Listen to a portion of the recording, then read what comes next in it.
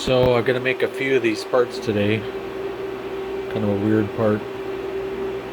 I'm only gonna make half of it on camera just because I cut it off and I turn it around and just do the same thing on the other side. So there's not really much more to see. But there's O-ring in the grooves now and stuff. But that's the finished one. This is kind of a prototype. I'm trying to be improving the program a little bit. So hopefully it's gotten better. It's kind of a goofy little part to do. Plastic once again, Delrin. Got some crazy tools to make the features that I need to today. Some saw blades. I'm using them like a slitting saw.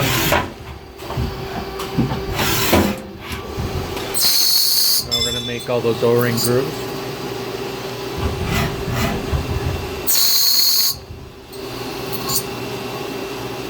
So one of the problems with plastic is to get things to cut clean. When I buy carbide tooling anyways, it's typically a honed edge. It isn't a real sharp edge. Typically carbide comes honed or slightly rounded over to get durability because carbide is so tough.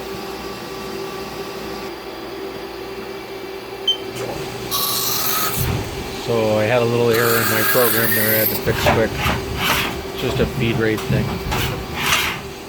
So I'm going to make that countersink against plastic so you can do it quickly. Got a little dwell at the bottom.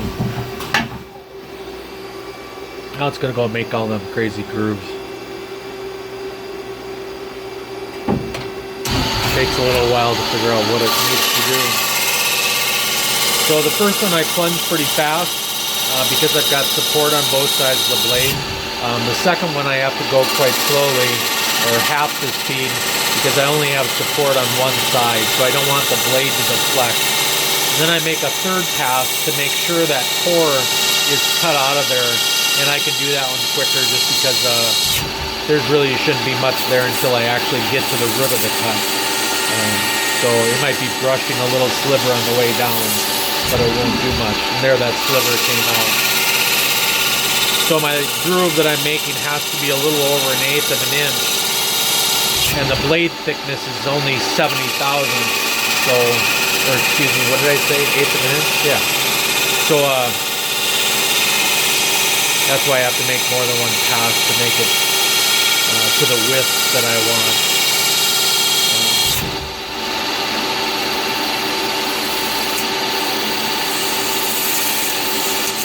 So part of the problem with plastic is it leaves all the fuzz on there. So we try to get creative to figure out a way to get rid of all that so we don't have a bunch of handwork afterwards to have to manually deburr everything. So sometimes, getting rid of the burr is almost as much time as making the part. But in the long run, it pays off because handwork never pays. So you'll see a bunch of things to kind of get rid of that stuff. So this is part of it. I'm just going to take a little light cut across the top just to start the process of getting rid of some of that fuzz. You can see I'm taking like 10,000ths off the outside diameter. Now I'm just going to go recut those grooves a little bit to get rid of some of that fuzz. Now I'm going to do some deburring with live tooling. So this is the part that's really cool about mill turn lathes. I'm going in there and cutting a small V on every one of those grooves. And when I do that, I'm getting rid of that fuzz on that groove.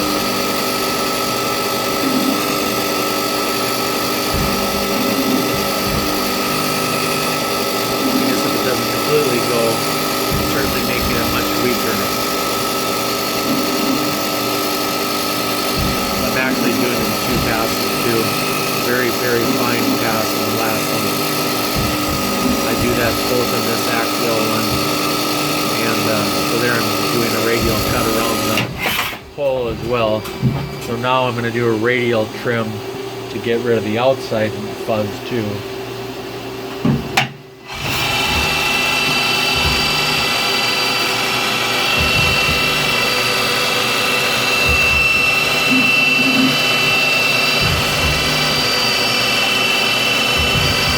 So the part's getting better and better as we go along.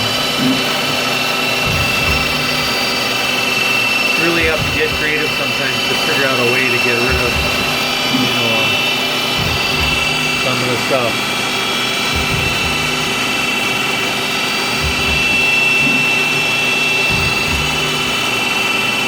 So in this I'm taking in 2 passes too.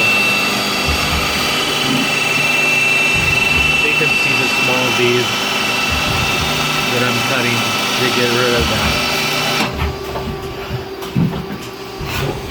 Now I'm just going to kind of recreate the features again in a quick manner, just to move the fuzz or get rid of the junk that I can.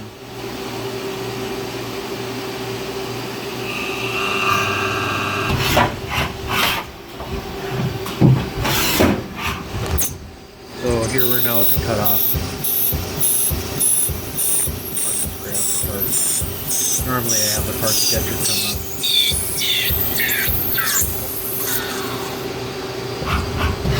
Well, there it is. Not perfect yet, but it's getting there. A lot better than it was to begin with. Now I'm going to turn around and just cut those slits on this side. So that's it for today.